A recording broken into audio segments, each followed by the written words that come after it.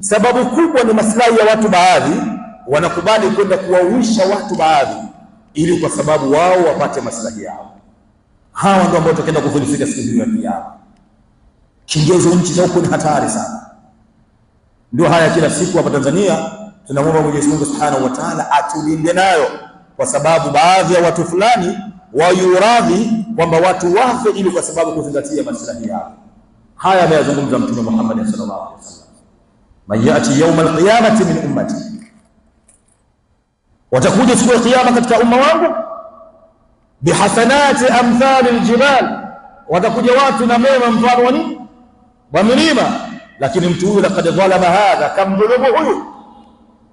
Kama leo wewe utakwenda kuwapeleka convince watu wapigane, waumizane, wavunjane miguu, basi wewe pia utakuwa madhulumu hawa watu haki yao, na utakwenda kulipa haki za watu mahama kana, kwa hali ya aina yote.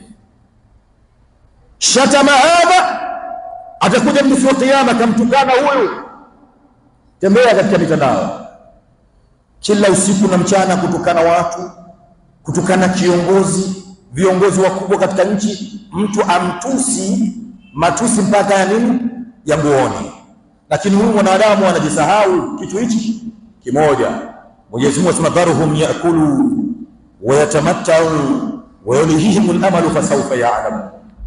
Waache tu wale, waache wanywe, waache watukane wanavyotaka wao, lakini fasawfa ya'lamu.